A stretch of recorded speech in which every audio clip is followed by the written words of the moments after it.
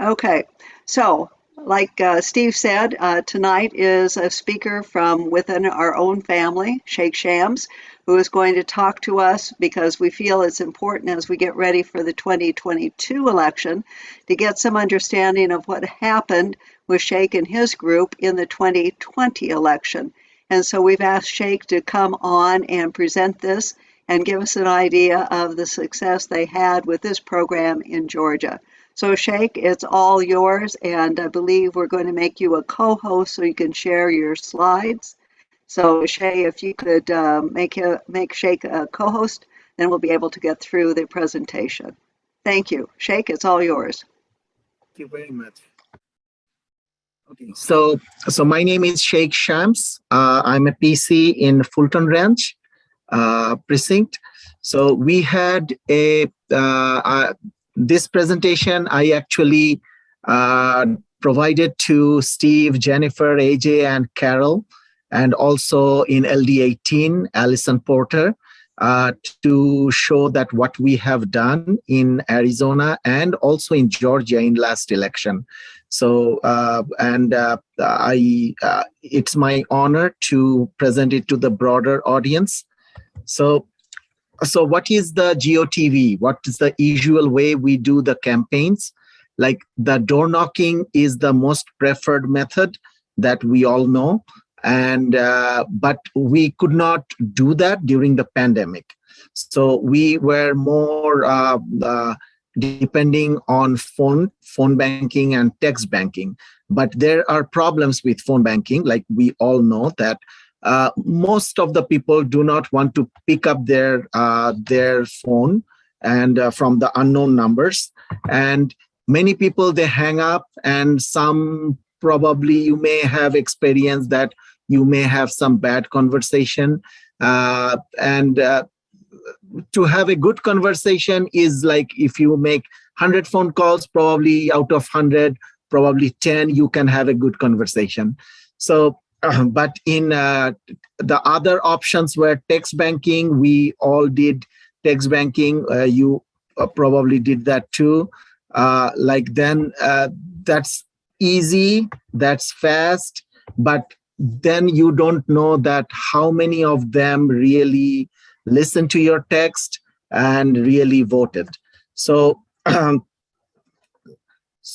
and sometimes you get some bad text back. So we are not going there, but so the other things we all do, like some of us, maybe all of us do, like make sure that our family and friends they vote. So that what we try to help them out, answer questions, and make sure that they voted and their signature verified. And that thing is 100% successful. Like you make sure that all your friends or family members, they vote.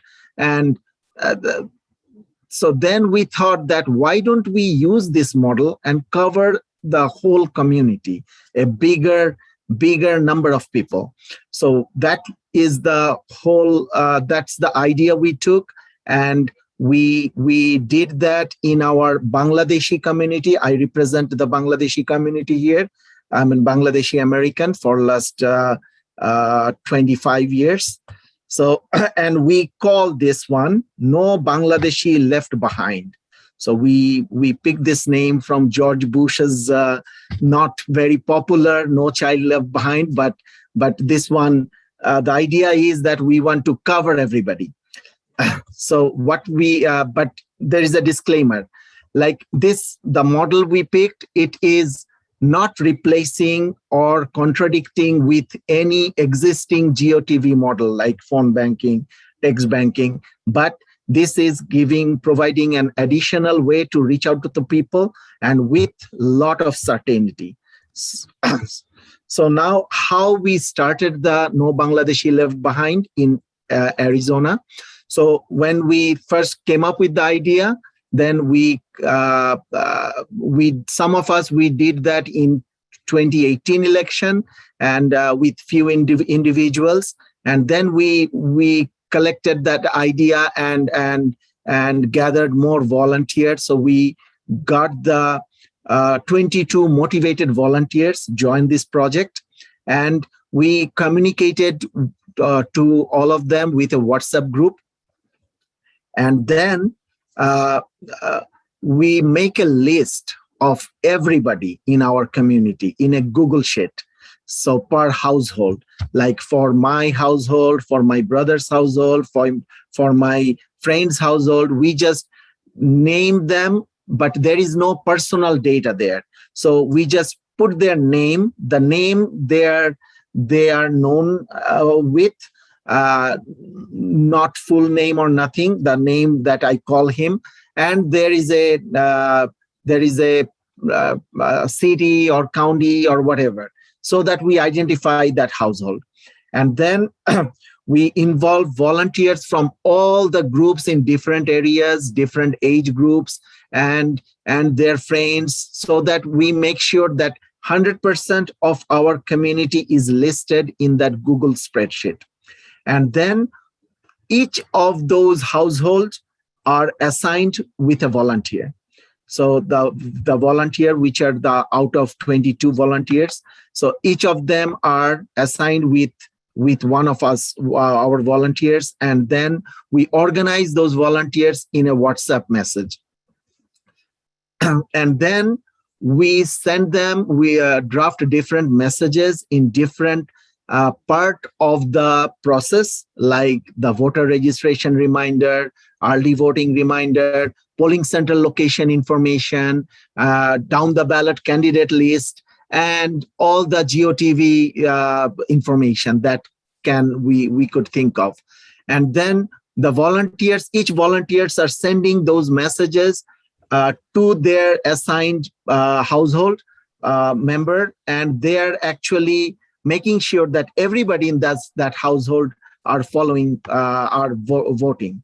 And then they are personalizing those messages, like how the dog is doing or whatever, like how the kids are doing, so that they can really relate to the voter. And also the voter, the volunteers, they know that how to reach their assigned people. Like in these days, in social media, some are in emails, some are with text messages, some are in Facebook, some are in WhatsApp, Viber. There are many, but not everybody is in the same platform. So, but the assigned volunteer, who he or she knows that how to reach their the assigned household. So, and then, So, and the volunteers are actually working as a helpline with the voters. So they're doing the, like any kind of questions they can think of, they will really ask to the volunteer. So it's kind of a building a relationship with the voter. And by that, and every step we are updating the Google Sheet. So we have columns for the registration, the columns for the voting, early voting, permanent early ballot, or signature verification. And we assign somebody who will get all the information from all the volunteers and update the Google Sheet, and they can see that, okay, who is left and how to reach them. And with all these things, in 2020 election in Arizona, 100% of our community, the Bangladeshi community, voted, and they all voted for Democrats. So we were really proud of that. And then when with the 100% success rate in Arizona, and also Georgia went for Biden, and the Senate runoff election becomes so important in Georgia, we thought that this idea can be transferred easily to Georgia. So that's what we did. And the challenges in Georgia is huge. Actually, I did not know anybody in Georgia other than I have 3 friends over there. But the Bangladeshi community in Georgia is 6 to 7 times more than what we have in Arizona. And if I call to the voters, it will not work. The thing is, the only known people will call to the known people. So that's the whole model. So then what I tried to do, I communicated to my 3 friends. Through them, I came to know many other volunteers who wanted to help. And we got about more than 35 motivated volunteers who wanted to put their time in this model. They liked the model. And we did some additional things in Georgia. Like we put some Bangla video. Bangla is our language, our native language. So some Bangla video to explain to the volunteers, to make sure that all the volunteers know the process. And then the volunteers made a list, their own network and the same WhatsApp group. And we also make a Google Voice helpline so that people who has question, they can directly call in that Google helpline. And then we put some Bangla poster and posted in some Bangladeshi grocery or Indian grocery stores where our friends, our Bangladeshi people usually go to shop. And we have regular volunteer meeting and status update to motivate the volunteers. And we even translated some of the candidates' poster in Bangla and put up signs in different places. And also the other important thing, which we did not do in Arizona, but we did in Georgia, we checked the Secretary of State data and got the, okay, who voted, we updated our list so that we don't bother them after if they're not, they're already voted.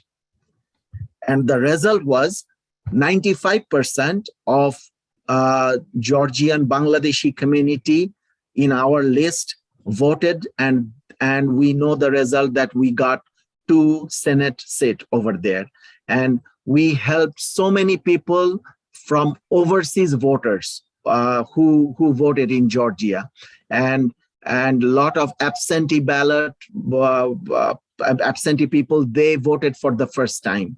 So with this model, we have some future plans. So that is, since this is a very simple and very effective model, and this can be done in any community, in any election.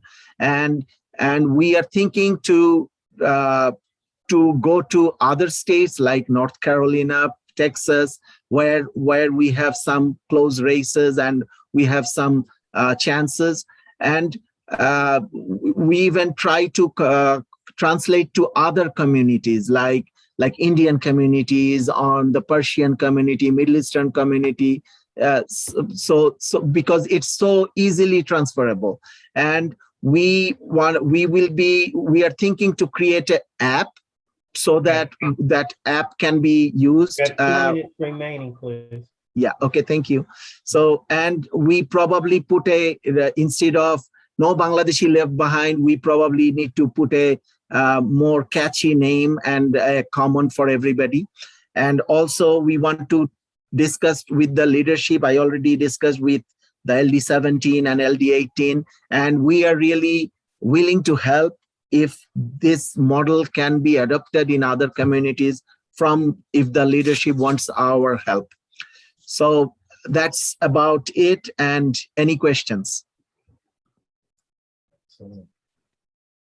I've asked people to put their questions in the chat, or if you have a question and want to ask it now would be a good time.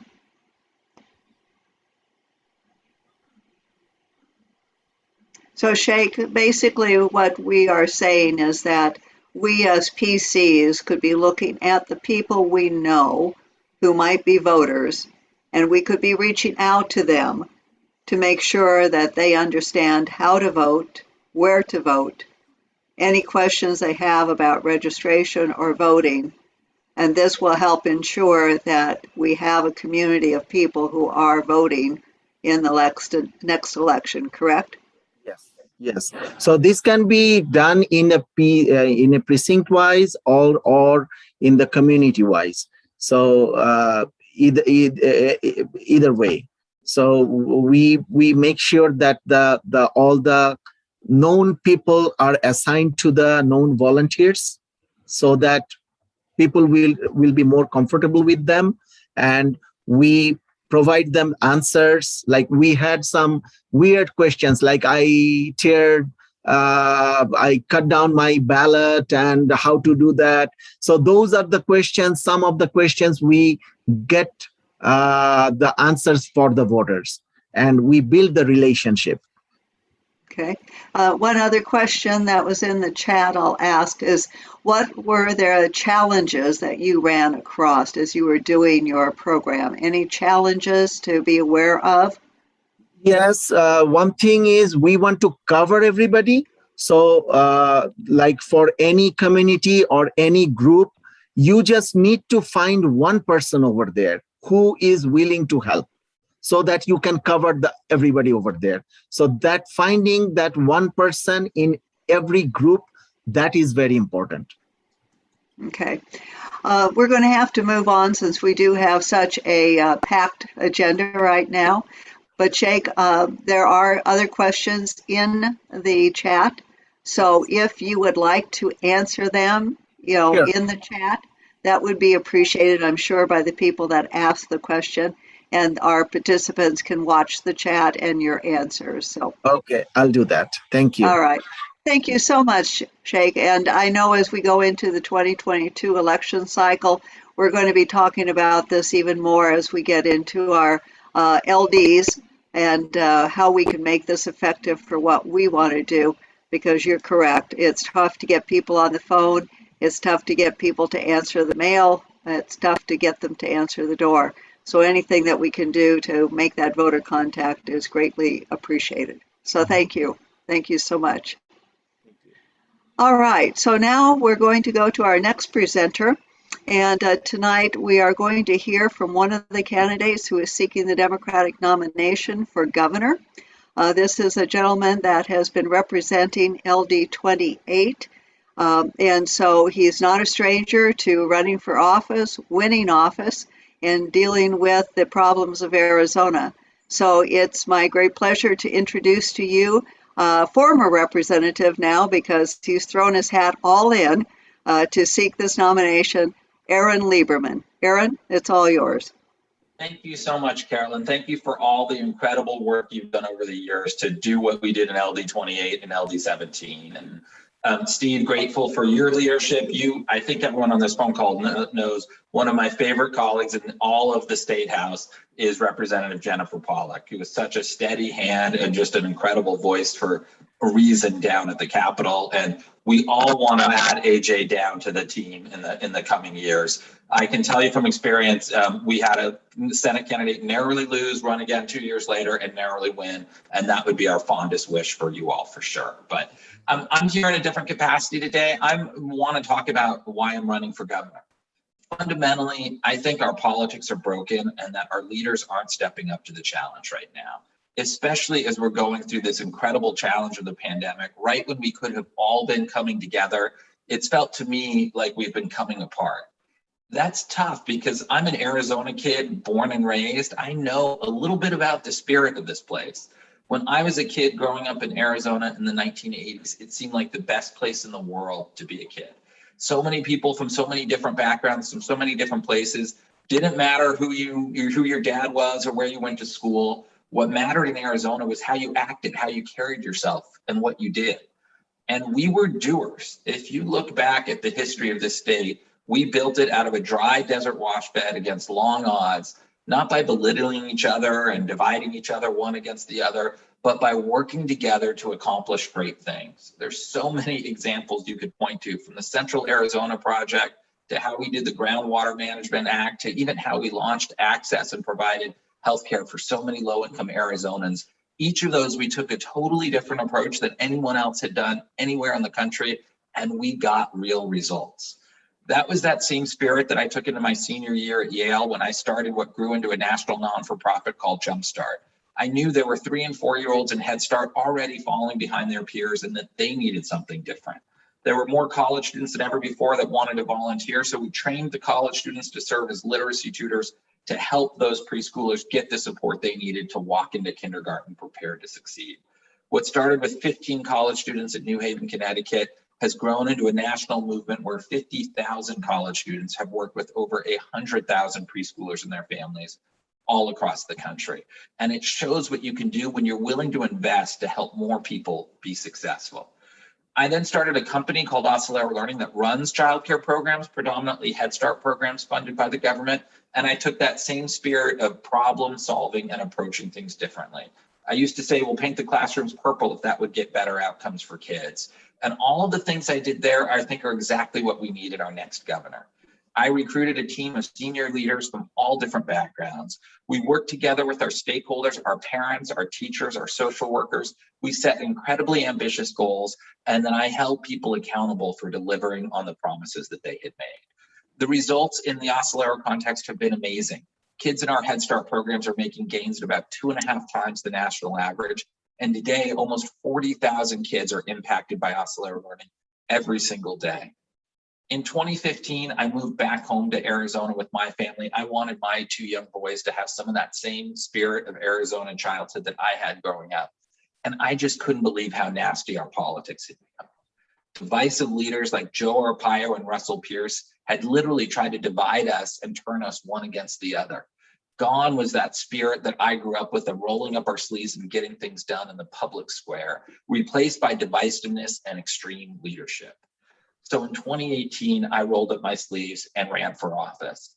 LD 28 has a lot of similarities with LD 17. When I got elected, we had 12,000 more Republicans than Democrats. I knocked more doors than any other candidate running, and I was able to win that year. I think I was up by 200 votes on election night. Jennifer and I were having a competition with who could win by the fewest amount of votes. I ended up winning by a couple of thousand, just like Representative Pawlik. And I went down to the legislature to get to work. I'm extremely proud of the things I've been able to accomplish. Millions of dollars in pre-K and for our teachers. Most recently, $10 million in small business grants to businesses impacted by COVID. But the reality is we've seen bad things happen to the state up close and personal. We've seen our state revenue slashed, and we haven't been doing the most important thing, which is making investments so more Arizonans can broadly succeed. I think we can have it all in Arizona. We don't have to trade off growth for caring, for having a soul as a state. We can have a booming economy and booming schools. And that's what I'll do as your next governor. I'm super excited to hear any questions that people have today. Thanks again for having me. Thank you, Aaron. Thank you so much, former Representative Lieberman. If you have a question, please put it in the chat. And if not, then hopefully we are going to have former Representative Lieberman back again early in the new year. And so he will be back to give us more information. We'll give him more time than the 5 minutes we gave him today.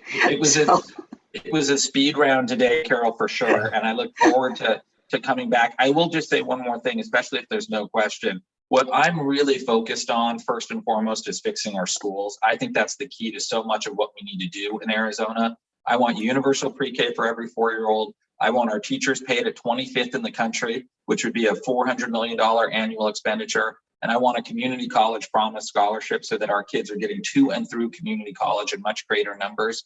Those 3 things together cost $1 billion. So Representative Pawlik knows we had a $2 billion surplus literally just 8 weeks ago. This is not pie in the sky stuff that we're dreaming about. These are things that we can do and accomplish. And, you know, we haven't overridden a governor's veto in Arizona since 1988. When I'm governor, we'll make sure to get those things done.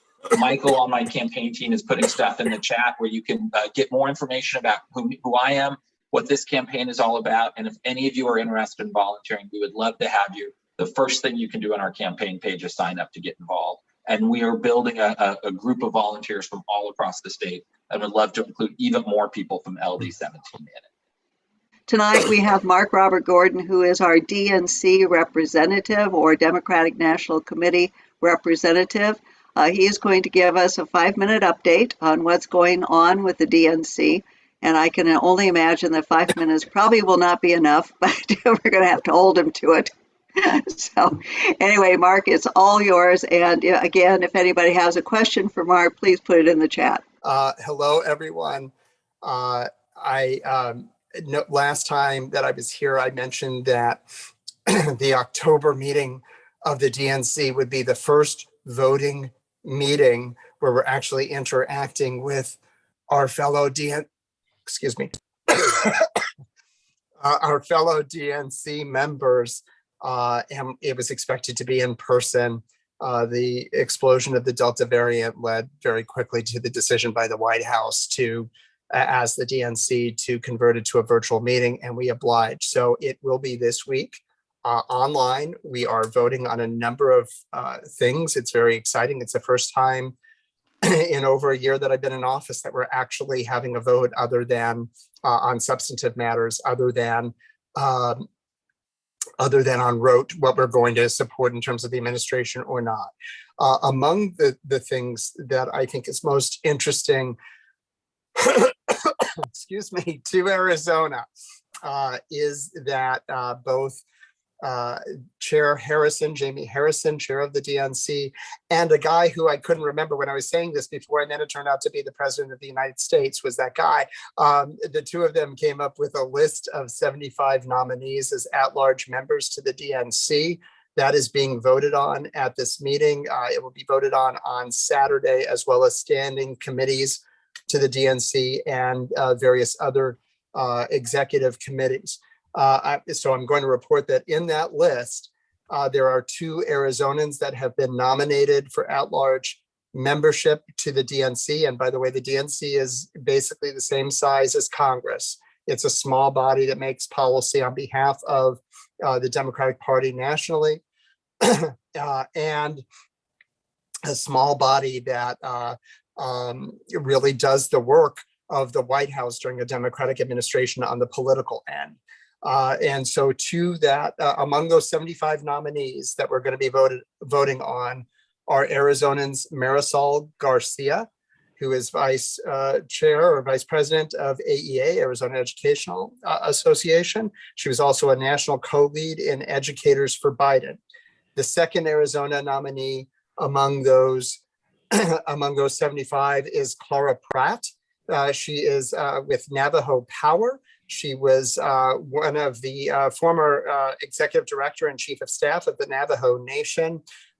She's been on a number of federal agencies in some type of deputy role in the Obama administration. At a very young age, she was tribal engagements director for Biden-Harris for America, including the transition team. So those 2 have been nominated to join your 5 current DNC members. That will bring us to the same number in DNC representation if their nominations are approved, as was the case during Tom Perez's administration at the DNC when we had 7 members as well. It's important because to have this level of membership, because it's further sign of Arizona's importance and growing importance and continuing importance on the federal level in terms of bringing resources to the state and in terms of political power for the state, and particularly with these 2 nominees because of their roles in the Biden-Harris campaign and their outspokenness on important issues to the state of Arizona in terms of communities that they have served, tribal communities, and the education groups. So in addition to them, Luis Heredia, a longtime DNC member for Arizona since 2012, has been renominated to the Rules and Bylaws Committee. We are voting on that. And then I mentioned this before, I was, upon joining the DNC as a voting member, in addition to my prior role as an election protection attorney, I was nominated as the Western Region Director for the Small Business Council of the DNC, and that's going to be voted on as well. I'm luckily not giving a speech given my current state. So I think that I will be okay with that. The other thing I want to quickly mention, last time I talked about the California governor recall election, and thank you for those of you who stepped forward to help make calls. And I said we needed to defeat that by getting at least 65% of the vote to stop this type of nonsense in Michigas from happening elsewhere.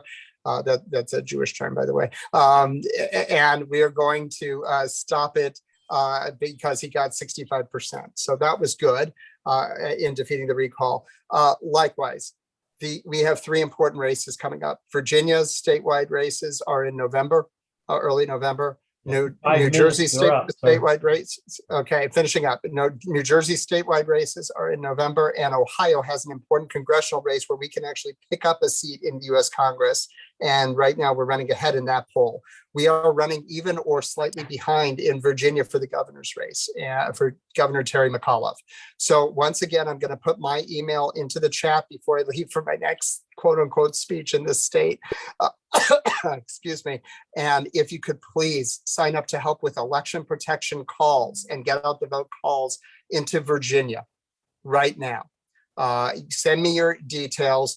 Please make some calls. It is very important. You do not need to be an attorney. And one final note of personal privilege. I went to my first event, public event since the pandemic. It was a healthcare organization's event. They did not do temperature checks. They did not ask for vaccination proof. And I got sick. And I've had two consistent, inconclusive test results with COVID. I'm sure I don't have it. I am getting better, but this thing is not over. Please take care of yourselves. There's other flus and West Nile now that's going around. Please take care of yourselves and continue to wear masks in public. That's my personal request. Thank you very much. All right, now let's go on to our 2 candidates for LD 17 as we know it now for the House and the Senate. We'll get into even more of that later when AJ gives us an update on the IRC. But AJ is running for the Senate seat for LD 17. Jennifer is our current House representative and looking to be reelected in that position. And so both of them are here tonight. They can divide up their time, which is 10 minutes, to give us an update from their particular perspective, or Jennifer as a legislator, to give us an idea of how we can support them, what we can do, and what's on their radar as they are out working and talking with voters. So Jennifer, AJ, whoever wants to take it away. Good evening, everybody. I'm going to jump right in and talk to you tonight about the CUSD override election. You should be receiving your ballot by mail probably tomorrow. And if not tomorrow, sometime in the next couple of days. If you are interested in learning more than I have time to tell you, there's the website. It's yesforchandlerstudents.com. You might be wondering what an override does. It helps fund programs such as technology, the arts, STEM, bilingual programs, and full-day kindergarten. It allows the district to offer competitive salaries to both staff and teachers. It helps keep class sizes manageable. I won't say small because we have large class sizes here in Arizona. And it promotes a safe and secure environment at our schools. So that's what the override does. This is a continuation of an override that's been in place for about 30 years. We have these overrides because the state legislature does not properly fund our schools. So this is a way that we can put more money into our local school districts. So I encourage you to vote yes on that. And another link that I'll put in the chat in just a moment is a link to the Arizona Auditor General's office. And she and her staff prepare financial information about every single school district in the state every year. So you can see exactly how much money CUSD spends on administration, how much they spend in the classroom. And what you'll find is CUSD does a very good job. They are one of the districts that puts the most amount of money into the classrooms. So then secondly, I wanted to quickly touch on a legislative issue. I received an email this morning from my policy advisor in the Education Committee. He forwarded a letter from the Deputy Secretary of the U.S. Treasury to Governor Ducey this morning.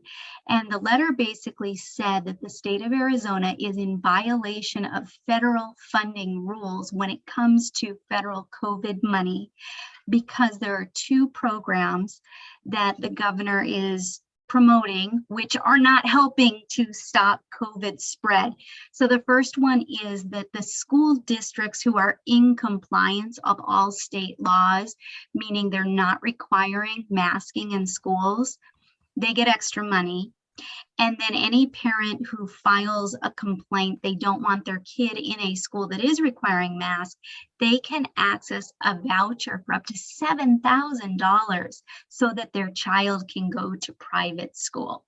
We all know that private schools cost more than $7,000, so these vouchers are going to people who are wealthy, who can afford the rest of that tuition. And then lastly, before I toss it over to AJ, we really need your help at doors. We are knocking on doors one day a week. We're alternating Saturdays and Sundays. So this weekend, we will be going out on Saturday from 9 to 11. This is the most fun you're ever going to have at a Canvas because we're visiting our people. We're knocking on doors of strong Democrats. They're happy to see us at their doors. And we're asking them to sign petitions for AJ and me. So it's easy. It's not too hot anymore. And we're visiting doors where people are thrilled to see us. So I hope you will sign up to join us on at least one Canvas in the month of October. And now I toss it over to who we hope will be the next senator of LD 17, AJ Kurdoglu. Thank you, Jennifer. Hello, amazing LD 17 Democrats. Great to be here with you all tonight. Happy Hispanic Heritage Month, and also today is World Teachers Day, so give a hug a teacher in your life. My name is Ajlan Kurdoglu. You can call me AJ, and I'm your candidate for Arizona State Senate. And I'm running, I got a question a lot on our festival this weekend. I'm running to make sure that every Arizonan have a chance to realize their own American dream as I did.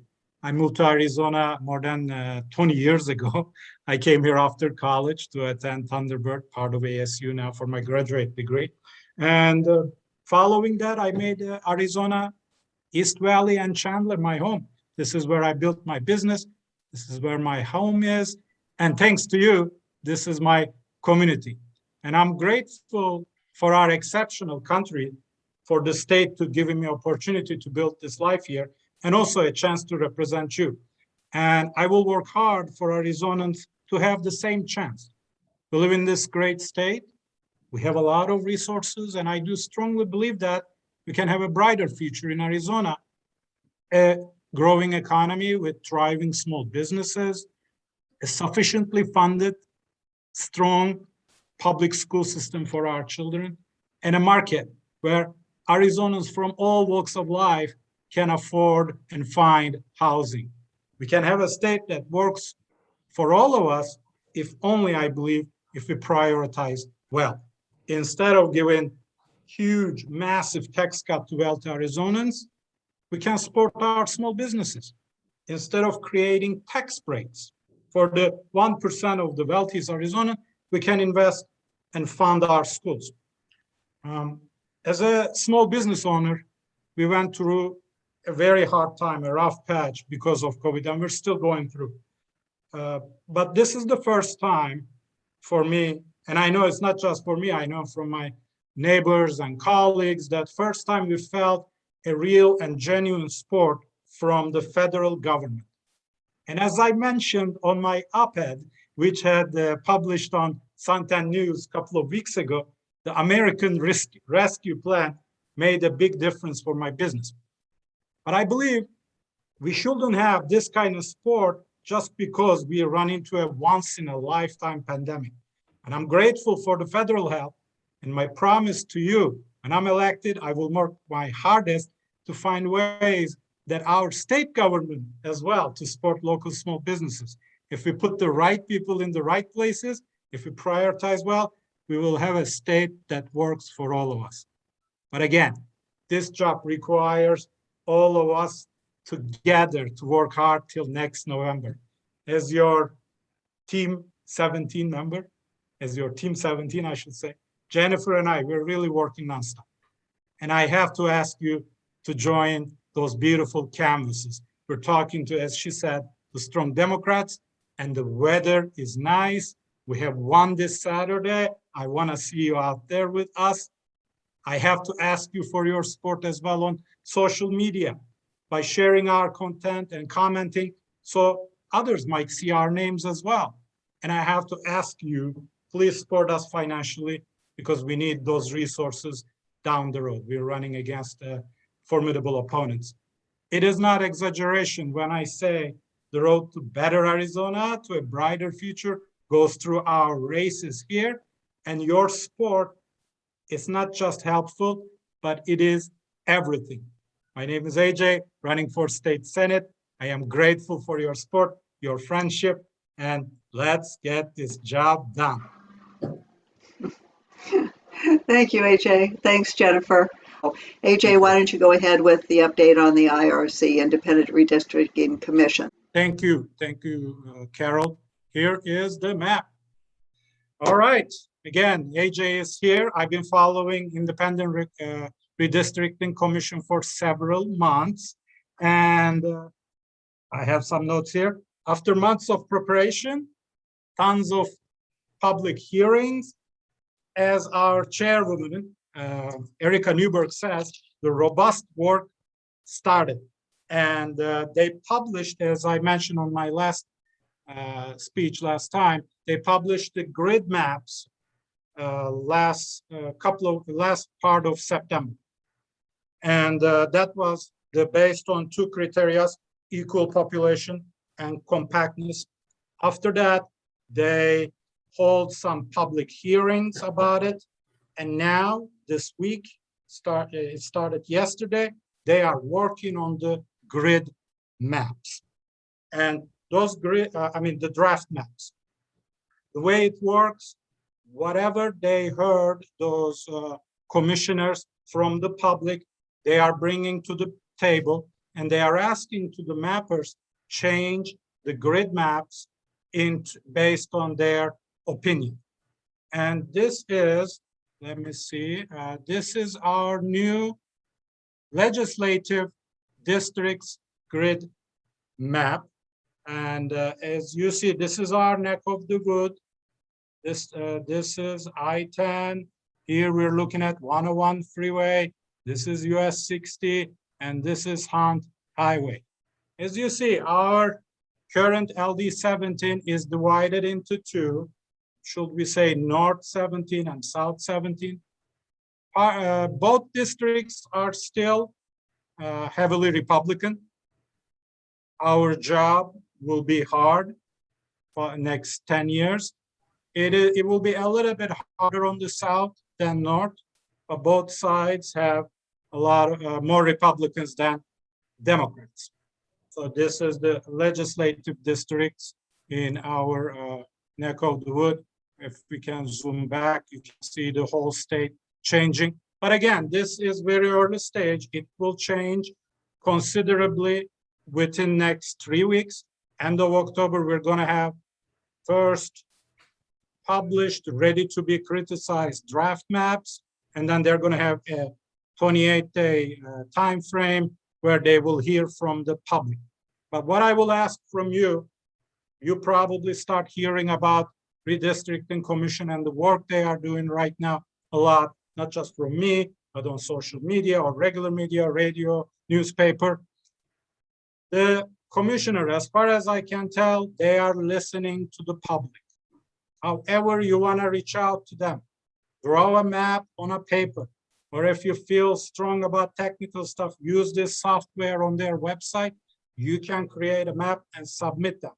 Or go to their website, irc.az.gov, and you can use that comment section and send them an email, basically, talking about how do you want these maps to change.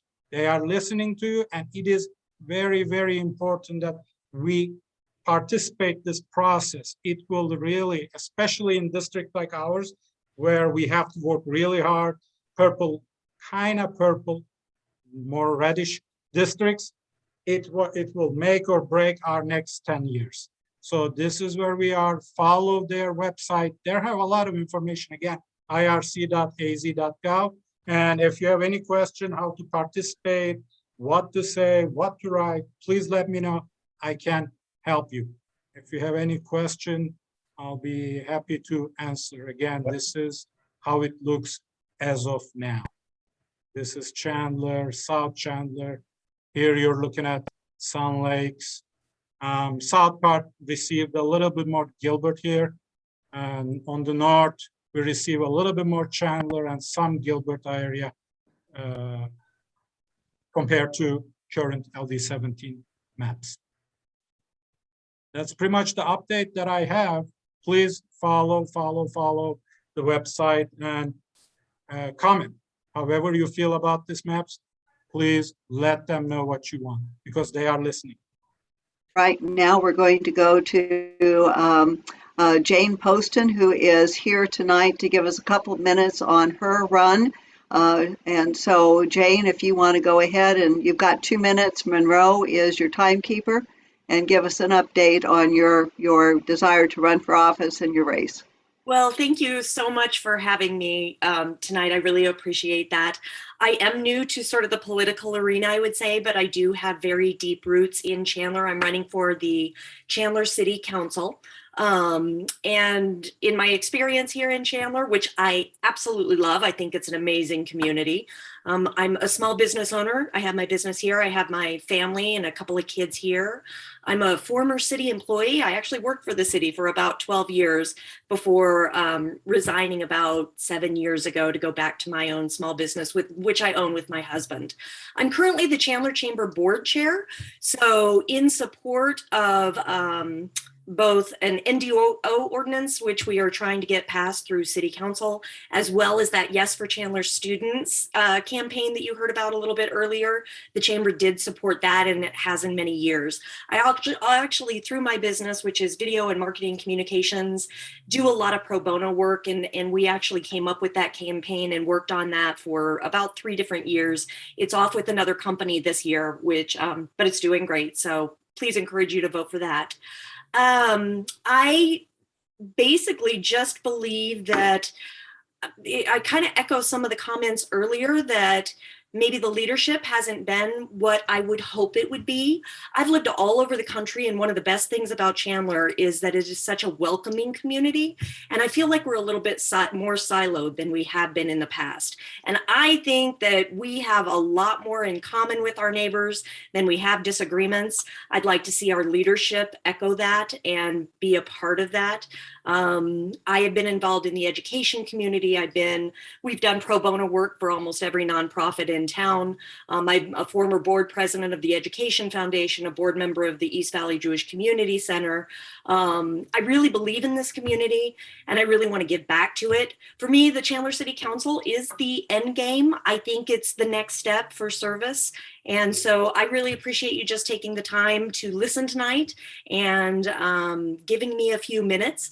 I'm at janeposton.com is my website that is going up hopefully tonight or tomorrow. So we're getting out there too. And thanks again for having me tonight. I won't take any more of your time. Great. Thank you, Jane. Appreciate it. And I'm sure we'll have you later next year as we get all of our city council candidates who will probably be coming through the meeting to make everybody aware who's running. Let's move on to new business. I know yep, I ran myself out of time. So I would say first on new business, you've already heard about the recall effort for Alistair Adele. I am one to say that we get behind this effort as soon as that recall is filed. It's not technically filed. They're actually waiting a little bit to see, and they've given her an opportunity to resign rather than face the recall.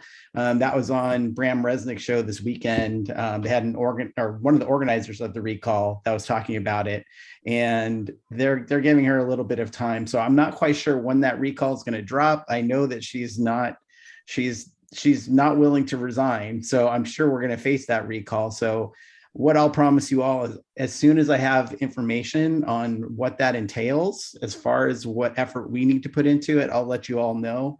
I will tell you that it's a very large lift. It's 475,000 signatures that are needed to recall her.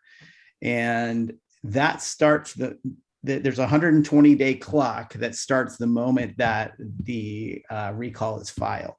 So there's going to be a lot of work to do in a very short amount of time. And there's a lot of other stuff going on at the exact same time. So, but I will let you know, and I, any elected official that's going to use the law to silence people exercising their democratic, First Amendment rights, I think is someone that deserves to be recalled. So please take a look at the newsletter, what I wrote. It'll give you some more facts, but I really do want to say, due to some excellent local reporting and journalism, we got almost the full story on what happened with the Phoenix PD and with the Maricopa County Attorney's Office, and it's not good. There was collusion at the highest levels to silence these protesters, and it's something I believe. I don't care if you're a Democrat or Republican, this is something that you should step up for. It's kind of what Jane was talking about. It's like we just need to do the right thing, and these are some things that we can agree on. Right. So anyway, I'll get you that information as it comes out. If you want to see the early iteration of what they're doing, there's a website. It's dropadele.org. Sheikh, I just wanted to say I'm so impressed with that program, and everybody, that is a perfect example of relational organizing, and that's how you change elections, is by doing that kind of work. So Sheikh, thank you so much for bringing that to us. And hopefully we're going to start utilizing some of your best practices that you find.